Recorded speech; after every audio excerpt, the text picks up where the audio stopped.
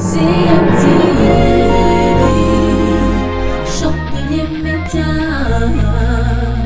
média qui communique la vie.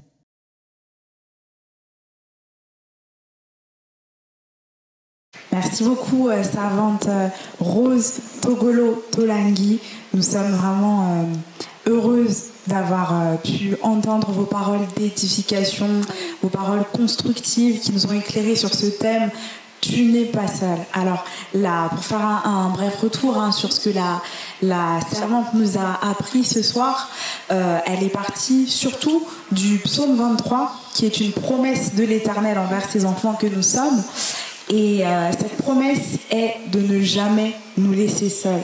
Donc j'ai trouvé ce passage très pertinent par rapport au thème, parce que c'est vrai que dans tout du long, du début jusqu'à la fin, David est en train de parler de sa relation avec le Seigneur et du fait qu'il ne sera jamais seul, qu'il ne sera pas délaissé et que, au contraire, sa volonté profonde, c'est de se rapprocher de lui et d'habiter tous les jours dans sa maison. Donc personnellement, ça m'a beaucoup parlé. Je ne sais pas ce que vous en pensez, les filles. Oui, tout à fait d'accord avec toi. Il y a eu le psaume 23. Pour rappeler un petit peu, il y a aussi ce passage d'un Timothée 2, verset 5, qui centrait plus sur aussi la liberté qu'on doit retrouver en Jésus-Christ.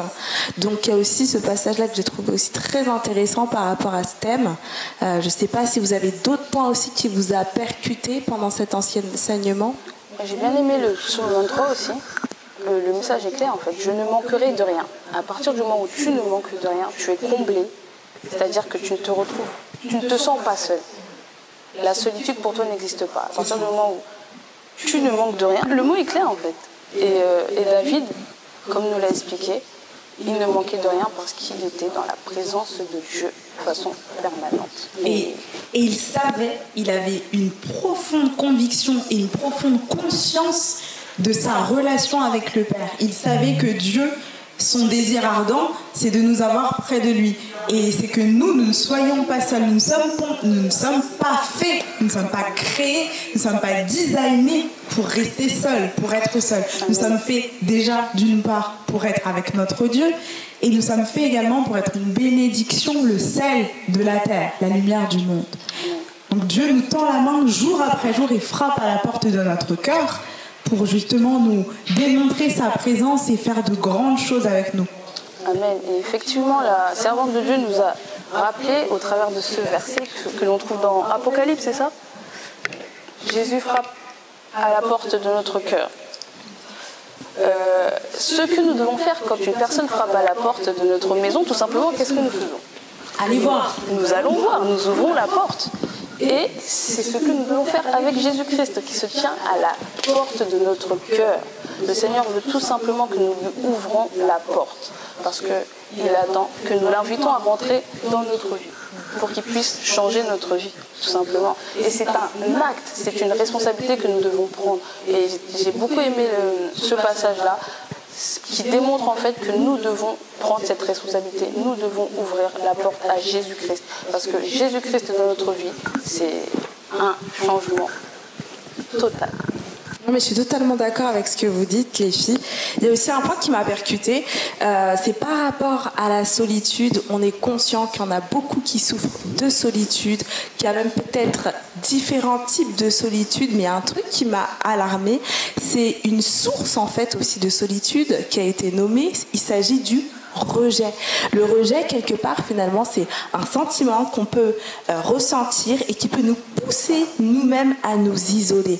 Et dans ce cas-là, je pense que, tout comme vous venez de le dire, les filles, il s'agit de notre responsabilité de faire ce pas-là vers la porte. On peut regarder dans l'œillère si jamais on veut vérifier qui frappe à la porte, mais c'est notre responsabilité à nous de faire ce pas pour notre libération. Oui, tout à fait. Ça peut paraître un petit peu dur de dire voilà, vous vous sentez seul, vous êtes mal, vous vous sentez comme dans une fatalité et en fait on vous dit c'est votre responsabilité. On vous dit pas en fait que c'est votre faute et que ce que vous subissez, ce que vous ressentez n'est pas réel, n'est pas vrai, mais nous sommes juste en train de dire que vous n'êtes pas fait pour ça et que vous avez la possibilité, vous avez la clé pour sortir de cette situation, et que voilà, ça peut être très compliqué, très dur à faire comme choix et comme pas, mais c'est un pas de foi qu'il faut absolument faire. Dans nos échanges, tout à l'heure, on parlait de la femme aux pertes de sang, cette femme qui a fait un pas de foi énorme, voilà, qui devait être en dehors de la société compte tenu de sa condition, mais qui a décidé de braver un peu les interdits pour les croyances, pour stand for, vous savez, se poser pour ses croyances, aller vraiment manifester, poser sur la table toutes ses croyances, et elle a fait ce pas de foi merveilleux. Aujourd'hui, je pense qu'elle est au paradis avec notre Seigneur. Je crois que voilà, elle nous a tous inspirés dans ses actes, et elle nous a montré ce qu'était un réel pas de foi. Tu parlais de solitude, et nous on parlait également de la main de Dieu qui est toujours tendue vers nous, de Dieu qui est là à notre porte, à frapper à la porte de notre cœur. Dieu nous a donné beaucoup d'astuces en fait, finalement, pour rester toujours près de lui et ne pas oublier qu'il est toujours près de nous également. La servante de Dieu le mentionnait, elle disait que dans le verset du psaume 23 qui dit « Ta houlette et ton bâton me rassurent », que ce qui était à même de nous rassurer, c'était bien la parole de Dieu. Et c'est vrai, on le remarque, ça change du tout au tout. Moi, j'ai pu en faire l'expérience personnellement. Voilà, j'ai pu commencer à beaucoup plus méditer dans ma vie personnelle, et j'ai vu que mon état d'esprit changeait totalement. Ma mentalité n'était pas la même. J'étais beaucoup plus en paix. J'étais beaucoup plus en joie. Je me sentais mieux. Je n'avais pas besoin de trouver l'approbation des gens pour être heureuse. Et en fait, la parole de Dieu suffit à nos cœurs. Elle suffit à nos vies pour installer la présence de Dieu et pour nous faire nous ressentir que nous ne sommes pas seuls. Et ça, je trouve ça vraiment... je trouve que c'était une belle révélation de la servante de Dieu. C'est une phrase qu'elle a clairement dite, la parole de Dieu nous remplit. Et lorsqu'on est rempli de quelque chose, on ne peut pas manquer de quelque chose, tout simplement. Et lorsqu'on est rempli, on déborde. C'est-à-dire que lorsqu'on est rempli, tu peux impacter les gens qui sont autour de toi. Si tu vois à côté de toi une personne qui est triste, avec ta joie intérieure que Christ t'a donnée, tu es capable de la rendre joyeuse. Tu es capable de lui donner de l'espoir, tu es capable de lui donner de l'amour. Et c'est vraiment notre finalité, tout simplement. C'est se remplir de la parole de Dieu pour pouvoir impacter les autres. Ouais, je pense que c'est vraiment une clé qu'il faut souligner. Je pense qu'Elda aussi a surligné des choses très importantes. On ne nie pas que le monde est difficile, que les vies peuvent être difficiles, que les circonstances peuvent être difficiles, qu'on peut en souffrir, mais il existe des clés. On n'est pas seul. Je pense que c'est vraiment quelque chose qu'on doit retenir. Et dans ce que vous dites, en fait, je me dis que ça peut tout simplement être résumé par ce passage de la Bible qui dit « Cherchez d'abord le royaume de Dieu et sa justice, et toutes choses nous seront données ensuite. » Donc c'est quand même, je pense, représentatif. C'est très intéressant ce que tu dis, parce que nous, en tant qu'êtres humains, on a tendance à prendre ce verset à l'envers. C'est vrai. Est-ce que tu peux nous expliquer un exemple? Je sais qu'avant que Christ soit dans ma vie, j'avais tendance à chercher d'abord les choses de ce monde. Ouais. J'avais tendance à chercher l'argent, à chercher le matériel, les voitures, les amis. Et je savais que c'était pas la bonne solution. Pour moi, c'était ce qui allait me combler. Mais au final, ce qui a su me combler, c'est lorsque j'ai commencé à chercher le royaume des cieux. Amen. Et en fait, c'est ça, c'est qu'il y a certaines personnes qui se sentent seules et qui arrivent à voir qu'ils sont totalement seuls parce qu'ils n'ont pas d'amis, pas de personnes autour d'eux, et ils ressentent ce vide totalement complet en eux. Et il y a une autre catégorie de personnes qui ressent un vide un peu plus subtil, moins évident, des personnes qui aussi tentent de se convaincre qu'elles ne se sentent pas seules au final, et qui vont, comme tu disais Eunice, chercher des animaux de compagnie, chercher à plaire aux autres par leur parure, par leur apparence, vont chercher plein d'amis, plein de connaissances, et vont chercher finalement l'approbation des gens ou autre chose, et qui comprennent pas forcément qu'elles font ça parce qu'elles se sentent seules. Mais évidemment, toutes ces choses sont des fausses clés Et la vraie clé, c'est celle dont tu parlais, Rachel, c'est de rechercher premièrement Dieu et sa justice. C'est-à-dire le fait d'être trouvé digne, juste et plein de valeurs devant Dieu. Pas devant les hommes d'abord, mais d'abord devant Dieu. Et ensuite, on est rempli de l'Esprit de Dieu. Notre coupe déborde et on peut communiquer à son voisin. Donc c'est vrai qu'il y a vraiment un ordre. Il y a un ordre particulier. J'ai beaucoup aimé également la phrase de la servante de Dieu qui disait que nous avons tous une histoire à écrire avec notre Dieu. J'ai beaucoup aimé parce que c'est vrai, nous avons tous en fait un certain rôle à jouer sur Terre, une mission, et nous sommes tous faits pour un certain type d'appel et un certain type d'action ici sur Terre. Et en fait, Dieu attend. Dieu attend. Il est à la porte et il attend clairement que nous lui disions « Ok, je suis d'accord. Je suis, la servante l'a dit aussi, je suis humble, je manque de beaucoup de choses, mais je t'invite dans ma vie à prendre la place afin que tu puisses te révéler, me remplir et puis vraiment écrire notre histoire ensemble. » Et j'ai trouvé cette image très très belle. Très intéressant. Vous savez à quoi je pense là, les filles? À nouveau. Je pense beaucoup. Là, plus vous parlez, que je pense. J'espère que c'est aussi votre cas, que vous pensez, vous cogitez. Je me suis dit, en fait, le thème était « Tu n'es pas seul ». C'est la première réponse qu'on voulait partager aux personnes qui suivent cette émission. Tu n'es pas seul. Mais en vous écoutant, j'ai envie de me dire, est-ce que je suis seule? Au moins, est-ce que je suis seule parfois? Est-ce qu'il m'arrive certaines matinées d'être seule dans cette solitude qui a été soulignée par Elda, cette solitude subtile parce qu'on n'est pas rempli du Saint-Esprit. Donc oui, ces messages s'adressent à des personnes qui ne croient pas en Dieu. On veut leur dire, faites ce pas-là, cette rencontre-là avec Christ, mais aussi à ceux qui connaissent le Seigneur, qui vivent avec le Seigneur et qui sont comme nous dans ce travail quotidien pour se perfectionner, pour être davantage avec le Seigneur. Posons-nous peut-être plus souvent la question, est-ce que hier soir là j'étais pas seule dans mon cœur quand j'ai décidé de me fâcher, quoi? C'est intéressant ce que tu dis parce que en tant qu'humain, parfois on a du mal à reconnaître qu'on est seul. C'est vrai. On a du mal à reconnaître qu'on est malade, on a du mal à reconnaître qu'on va pas bien. Quand on est en compagnie d'autres personnes, on nous demande comment tu vas, la réponse automatique c'est ça va. Alors que non, au fond de moi ça va pas. Parfois c'est et toi? Je te jure. C'est ça. Alors que non, parfois quand tu rentres chez toi, tu as envie de pleurer parce que tu te sens seul, parce que ça va pas dans ta vie, parce que tu n'as pas de travail, tu n'as pas d'argent. C'est la merde, entre guillemets. Et voilà, parfois il y a des gens, ils ne reconnaissent pas qu'ils sont seuls. Qu'est-ce qu'on peut dire à ce genre de personnes? Oui, mais tout à l'heure, je pensais au discernement. Lorsqu'Elda a parlé de cette conscience de la solitude ou pas, là, tu vois, il y a la conscience, il y a vraiment ces choses-là qui doivent nous accompagner, je pense, pour être sincères, pour être dans la vérité et savoir reconnaître quel est notre état pour que Dieu nous vienne en secours, tout simplement. Je veux juste rebondir sur quelque chose que la servante de Dieu a dit. À un moment, elle a dit se sentir malade. Se sentir malade, c'est reconnaître tout simplement qu'on est malade. Tout à l'heure, tu as parlé de la femme à la perte de sang, c'est toi ou c'est Rachel, je ne sais plus. Elle a su en elle-même qu'il y avait quelque chose qui clochait en elle. Et c'est pour ça qu'elle a fait ce pas de foi pour aller toucher la robe de Jésus. Et là, elle a été guérie. À partir du moment où tu reconnais que tu ne vas pas bien, je pense que c'est la délivrance.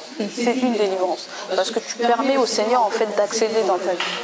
Quand tu es fermé et que tu ne reconnais pas que tu ne vas pas bien, et ben personne ne pourra te venir en aide. Et c'est quelque chose que nous devons aussi faire en fait. Reconnaître qu'on est malade, reconnaître qu'on est seul, reconnaître qu'on a besoin d'aide. Parce que beaucoup ne veulent pas reconnaître leurs faiblesses. C'est dommage. C'est ça commence par de l'humilité, ça commence par...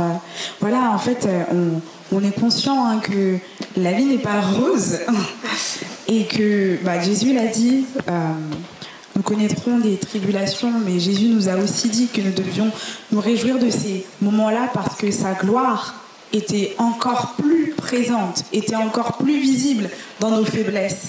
Et en fait, commencer par, reconnaître notre faiblesse, je pense que c'est vraiment le début de la gloire totale de Dieu. Si on ne reconnaît pas que je ne suis pas capable de faire telle ou telle chose, quand est-ce que Dieu va pouvoir faire un miracle?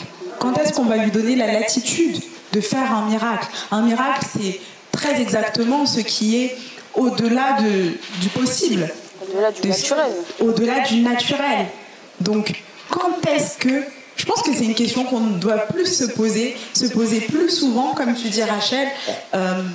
Quand est-ce que je ne laisse pas la place à Dieu? Que je sois croyant ou non croyant aujourd'hui, quand est-ce que je ne laisse pas assez la place à Dieu pour me parler, pour me remplir, pour me conseiller avec son Saint-Esprit, pour m'enseigner. Et c'est important ce que tu dis parce que la servante l'a clairement dit. Elle dit le monde connaît des problèmes, tout simplement pourquoi? Parce qu'ils se sont détournés de Dieu. À partir du moment où tu éloignes Dieu de ta vie, que tu le rejettes de ta vie, je doute que tu puisses vivre heureux. Parce que c'est lui ton créateur et c'est lui qui a prévu pour toi des projets de bonheur, de joie. Donc, vous me direz que les gens de ce monde sont heureux, ils ont l'argent, ils sont célèbres et tout et tout. Certes, mais en vrai de vrai, il leur manque quelque chose. Il leur manque quelque chose. Et donc... Oui, c'est vrai, être conscient que parfois il peut nous manquer quelque chose, tout à fait. C'est ça. Et donc, de manière pratique, les filles, dites-moi, est-ce que, voilà, on a tous nos expériences, il y a des générations différentes. Qu'est-ce qu'on peut dire sur cette, aujourd'hui, là, dans la société? On peut vivre la solitude de manière différente, que ce soit au travail, que ce soit à la maison, que ce soit au milieu de sa famille. Finalement, est-ce qu'il y a des choses qui peuvent nous alerter? Est-ce qu'il y a des situations où on pourrait dire, là, peut-être que vraiment il faut se remettre en question et peut-être qu'il faut faire un travail? Il ne faut jamais tomber dans l'excès. C'est vrai qu'on peut tomber dans des moments assez pénibles, de tristesse. Voilà, Dieu ne nous a pas dit qu'on ressentirait aucune émotion. Je pense pas. Au contraire, lui, quand on lit dans la Bible, Jésus était ému de compassion et il a même pleuré en étant ému de compassion, en fait. Donc je ne pense pas que ce soit mauvais de ressentir des choses. Par contre, un élément qui montre que voilà, il ne faut pas aller au-delà de ce créneau-là, c'est quand nos émotions prennent le dessus sur notre vie, sur notre manière de nous comporter, sur notre manière d'agir. Lorsque nous ne pouvons plus nous maîtriser, lorsque nous voyons que nous allons totalement hors de ce que la parole nous promet, en fait. À partir de ce moment-là, je pense qu'il faudrait se poser des questions. Donc voilà, quand je rentre chez moi et que je fonds en larmes tout le temps parce qu'il s'est passé quelque chose au travail ou que voilà, quelqu'un m'a bousculé dans le métro et j'ai crié et voilà, quand on devient trop hors de soi, finalement, je pense que c'est un signe que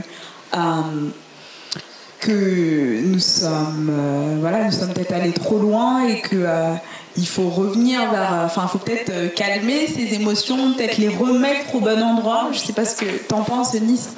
Je suis complètement d'accord avec toi. Ne pas se laisser submerger par nos émotions. Nos émotions peuvent nous perdre. Pleurer tous les soirs, au bout d'un moment, je pense que tu commences à perdre du poids. Je sais pas. Non, mais c'est vrai que voilà, il faut pas être aussi trop extrême. Ce sont des choses qui nous arrivent. On a toutes vécu des situations difficiles. Et dans ce genre de situation, nous, en tant qu'enfants de Dieu, qu'est-ce qu'on fait? On s'en remet à Dieu. Et je pense qu'il est aussi possible de s'en remettre à nos frères et sœurs en Christ. Parce qu'on a besoin de leur prière, on a besoin de leur soutien, ils sont là pour nous. Et je pense que si Dieu a mis des frères et sœurs comme toi à mes côtés, c'est pour s'entraider, c'est pour que nous soyons unis, que nous soyons solidaires, et pour éradiquer toute solitude en fait. Et je pense que quand quelqu'un vient te demander comment vas-tu, ne mens pas. Si tu veux pas lui dire maintenant, parce qu'il y a du monde autour de toi, c'est compréhensible. Mais si tu sens vraiment que ça ne va pas, parle-en. Et je pense qu'on est tous là dans la bienveillance, dans le bon vouloir, on veut tous aider, parce que je pense que Dieu, s'il nous a mis à vos côtés, s'il nous met des gens à nos côtés, c'est pour être aider tout simplement. Et pour souligner ce que tu dis, il met des gens à nos côtés parce que c'est lui qui nous dit que nous ne sommes que membres du corps de Christ. Donc est-ce que ce n'est pas vraiment la vocation de l'Église de répondre à ces appels? Et si l'Église te tend la main, en effet, ne mens pas parce que tu rejettes finalement une main tendue, une aide, quelque chose. Vous savez, exactement. Vous savez, Dieu ne descend pas du ciel comme ça. Dieu passe par des hommes, par des femmes pour nous venir pour venir nous aider. Il passe au travers de Elda, il passe au travers de Rachel, il passe au travers de ma mère, de nos parents, pour vraiment nous aider. Dieu ne va pas te descendre. Si tu as besoin d'un travail, il ne va pas venir comme ça et te donner le travail. Non, tu vas devoir aider. Tu vas devoir rédiger une lettre, tu vas devoir faire des actions, tu vas devoir aller voir des hommes pour qu'ils puissent t'aider. Donc, Dieu passe au travers des hommes. Donc, il ne faut pas croire que Dieu va descendre du ciel. Il faut surtout ne pas négliger l'aide de l'humain. C'est très important. C'est ça, on a beaucoup souligné finalement le « tu n'es pas seul, tu es avec Dieu ». Parce que tu es créé pour être avec Dieu, mais c'est vrai que c'est aussi très juste de souligner tu n'es pas seul, car tu es avec tes frères et sœurs qui t'entourent autour de toi, en fait, qui t'entourent, qui t'accompagnent dans ta vie. Et en fait, on est censé s'accompagner dans nos chagrins, dans nos joies et dans beaucoup de choses. Donc c'est vrai qu'il faut avoir cette conscience-là que on est là, on est tous les membres les uns des autres, comme le dit la parole. Et quand on parlait d'église, ça on parle vraiment d'église, l'église universelle, le corps de Christ qui est composé de tout un chacun, de toi et moi et nous qui croyons au Seigneur Jésus-Christ et qui marchons dans ses pas. Donc voilà, cette église, elle est très grande. Elle n'est pas limitée. Cette église, c'est l'épouse du Christ, celle qui est en train de se préparer pour le retour de Jésus, qui a donné sa vie pour chacun d'entre nous, qui a choisi de se sacrifier et qui n'a pas été vaincu par ce qui vainc tous les humains, qui n'a pas été vaincu par la mort, car il l'a vaincu. Au 3e jour, il a ressuscité et c'est tellement un miracle en fait, c'est tellement un miracle, c'est une bénédiction de croire au Seigneur Jésus-Christ. Et aujourd'hui, voilà, si vous ne croyez pas à Jésus, nous sommes là comme 3 témoins de ce Jésus qui transforme les vies, qui donne tellement d'amour et en fait qui vient révéler à chacun sa propre histoire, sa propre identité et tout ce dont nos cœurs étaient vidés finalement. Il vient combler tout ce qui nous manquait. Nous tous, nous sommes pleins, remplis de doutes parfois, remplis d'interrogations, parce que voilà, nos petits esprits n'arrivent même pas à savoir comment le monde a été créé finalement, comment l'univers a été créé. Certains évoquent les théories du Big Bang, etc. Mais même dans le monde scientifique, tout ça c'est controversé. Pourquoi ? Parce que c'est grand, c'est tellement grand qu'en fait on a du mal à se mettre à la proportion de ces choses-là. En fait, j'ai une chose à vous révéler, ces choses-là sont à la proportion, un petit peu moins d'ailleurs, de leur créateur, le grand Dieu des cieux, l'éternel des armées, Dieu qui s'est révélé en la personne de Jésus-Christ sur terre. Donc voilà, tout ce petit monologue pour vous tendre la main simplement et vous présenter cette personne merveilleuse pour qui nous travaillons, Jésus. Donc c'est vrai, en tout cas je partage parfaitement votre avis. Nous sommes tous là, les uns les autres, pour nous aider. Exactement, et comme on le disait tout à l'heure, des témoignages dans certains forums de personnes qui ont des familles toxiques, qui peuvent avoir des problèmes familiaux, j'aimerais vous dire, en effet, il arrive qu'on ne puisse pas résoudre ces problèmes directement à nos liens familiaux. Elda Romba, moi, Rachel Romba, j'aimerais te dire, c'est vrai, on ne choisit pas sa famille. On ne choisit pas sa famille. Par contre, on ne choisit pas non plus notre famille spirituelle. C'est pas moi qui ai choisi Eunice, accrue en Christ, elle est devenue ma sœur en Christ. Non, je ne l'ai pas choisi non plus. Et c'est quelqu'un de bien plus grand, comme tu le disais, qui choisit pour nous. On ne choisit pas notre famille, c'est Christ qui l'a choisi. Et donc, si toi, tu as une famille toxique, sache que tu as une famille aussi pleine d'amour, pleine de paix, pleine de joie, qui est capable par Christ en elle de changer ta vie, de changer réellement ces ressentis-là qu'on a vus dans des forums, changer réellement la manière de voir le monde. Je pense que c'est vraiment important de le dire. Tout le monde a ce droit-là, ce lien-là, cette grâce-là par Christ, en fait, de faire partie de cette famille, en fait, cette grande famille, comme on le disait. Amen, amen. C'est ça. J'ai l'impression qu'il y a une personne qui est en train de se dire, mais vous me parlez de Jésus, Jésus, Jésus, mais comment je viens à Jésus? Comment je viens à Jésus?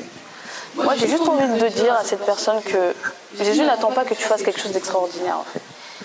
Jésus ne se base pas sur tes œuvres, il ne se base pas sur ce que tu as fait. Non, Jésus te connaît déjà. Jésus se base sur qui tu es. Jésus, ce qu'il veut seulement, Dieu ce qu'il veut, il veut ta vie, il veut ton cœur.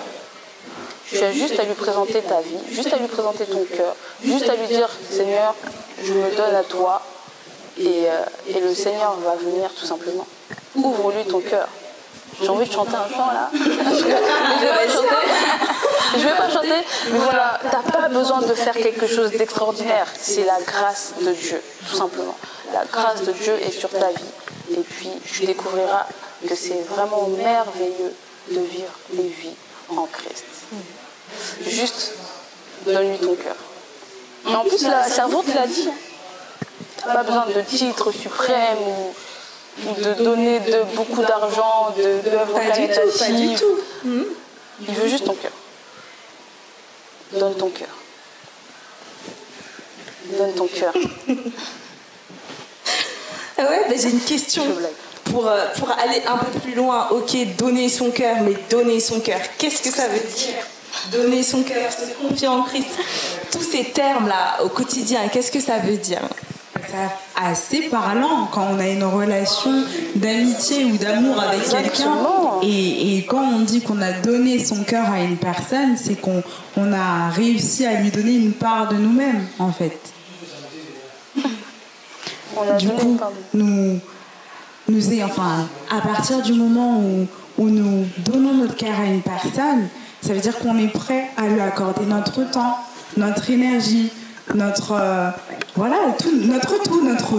être entier. Pour moi, c'est ça, donner son cœur, c'est être prêt à donner son énergie, son temps, être prêt à communiquer avec cette personne. C'est simplement ça. Exactement. J'ai bien aimé ce terme relation. Beaucoup pensent que quand on vient à Jésus, on rentre dans une religion. Mais non, en fait, on rentre dans une relation. Jésus, c'est comme ton ami, comme ton père, comme ta mère. On parlait de liens familiaux tout à l'heure, on parlait de famille toxique. Si tu n'as pas de père, si tu penses que ton père biologique est toxique, sache que tu as un père qui est bénéfique. C'est ça le contraire de toxique, non? En quelque sorte. Voilà. C'est une relation en fait. Il ne s'agit pas de loi, de règles et tout. Il s'agit vraiment d'une relation. Quand tu aimes quelqu'un, spontanément, tu vas faire ce qu'il aime. Tu vas faire sa volonté, tu vas vouloir lui plaire. Tu vas passer du temps avec cette personne. Tu vas apprendre à le connaître. Je sais pas, vous avez des filles ici? Vous avez des amis ici? Nous ne sommes pas mariés. Si c'est ta question. Dieu seul sait. Non, mais tout ça pour vous dire qu'une relation, en fait, ça se vit pleinement. Et pour mieux connaître une personne, il suffit de passer du temps avec cette personne. Il suffit de vouloir tout simplement la connaître. Apprendre à la connaître, ouais. Exactement. Donc je pense qu'on peut finir sur ces mots-là, comme ça nous a été indiqué. Ça va être la fin de cette partie-là de l'émission. Donc oui, petit mot de la fin, les filles. Alors, moi je dirais simplement, nous ne sommes pas seuls, parce que nous ne sommes pas faits pour être seuls et que voilà, on est trop nombreux sur terre pour être seuls, à commencer par notre Père dans les cieux qui est avec nous et toutes les personnes autour de nous qui font que en fait, nous n'avons pas, toutes les personnes autour de nous qui font qu'en fait nous ne sommes pas seuls. Et nous, voilà, je dirais, ayons foi en cette parole, ayons foi en cette pensée, même si c'est dur parfois. Ayons foi, accrochons-nous à cela et accrochons-nous à Dieu. Amen. Pendant que Elda est en train de parler, il y avait une expression qui revenait dans mon esprit. Lorsqu'on lit la Bible, on lit souvent je suis avec toi, je suis avec toi, je suis avec toi. Et ça, ce sont des paroles que Dieu a dites à des hommes de Dieu, à des femmes de Dieu. Donc, rien que le fait de dire je suis avec toi, rien que de prendre conscience de cette expression, de ce mot, tu es censé savoir que tu n'es pas seul. Quand quelqu'un dit je suis avec toi, c'est que tu as cette assurance en fait. Si on te le dit comme ça, en plus c'est quelque chose. Tu as cette assurance, tu as envie de dire que face au monde, je peux tout faire. Donc moi, si je suis avec Rachel, on pourra faire quelque chose. Mais sache que si Dieu est avec toi, mais tu peux tout faire. Tu peux tout Pas la même faire. chose qu'avec Rachel, c'est clair. Tu peux faire quelque chose avec Rachel, tu peux. Mais avec Dieu, tu peux faire des choses extraordinaires. Avec Dieu, nous ferons des exploits. Donc j'ai juste envie de te dire, Dieu est avec toi. Amen. Ben, je pense qu'on va terminer là sur Dieu est avec toi. Donc, Mais j'aimerais bien aussi que tu dises. oui, ben en fait, non, mais moi je suis juste absolument d'accord avec vous, les filles. Et je pense que c'est important aussi vraiment de un petit peu démystifier tout ça, qu'on souffle un petit peu, qu'on prenne du recul. Parfois, il y a beaucoup d'événements qui se passent. On reste réellement la tête dans le guidon, comme on dit, à regarder, à subir, à souffrir. Et je pense qu'il nous faut cette étincelle-là, entendre cette voix qui nous parle et qui ne cesse de nous dire « Je suis avec toi », comme vous le disiez. Cette voix qui nous demande de faire un pas de plus, de nous intéresser, de nous dire « Et si ?» Et si en fait, oui, j'avais vraiment une histoire. Est-ce que je peux vraiment être ce personnage-là principal dans cette série? Donc ouais, en fait, moi j'exhorterais comme mes sœurs vraiment chacun à se dire ouais, je peux être cette personne-là, je peux être une personne nouvelle, je dois faire ce pas-là pour moi, pour les autres. Et voilà quoi, Dieu est avec nous, donc nous ne sommes pas seuls. Amen. Donc à bientôt. À bientôt. Et merci encore. Merci encore. CMTV, chante les médias, le média qui communique la vie.